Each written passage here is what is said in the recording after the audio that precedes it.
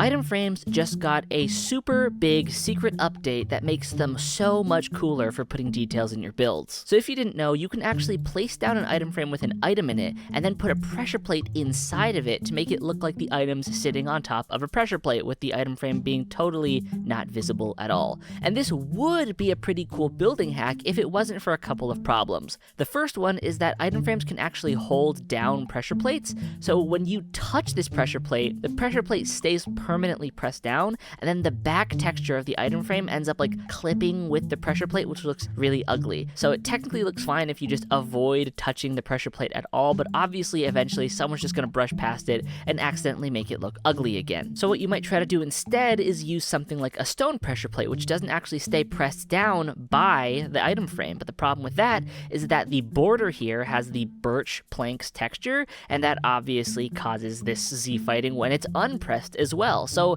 unless you are somehow able to have a birch pressure plate that didn't stay pressed down, you're always going to have Z fighting with item frames in pressure plates. That is until 1.21.2. So in this version of the game, even if you have an item frame in a pressure plate and you press it down, there's no longer going to be that glitchy Z fighting. And if you have a stone pressure plate with an item frame inside of it, you can't even tell. The border isn't visible anymore when the pressure plate's unpressed. So now we can actually finally put item frames inside of pressure plates and use them for building. And here are a couple of examples I've made showing that off. So if you put an item frame inside of an iron pressure plate like this, it makes a really good looking plate. And you don't need any sort of mod that makes invisible item frames to do this. This is just something you can do in vanilla Minecraft right now. And maybe the iron pressure plate looks better when it's not pressed down, because then it just looks like a flat white plate with something on it, but you're gonna eventually tap it and press it down anyways. But I think it's honestly fine. It kind of looks like this is some sort of like border decoration on the plate, and I'm so psyched that we can now do this. And then over here you'll notice I have this little stone scene, like an example of what the floor of a cave might look like,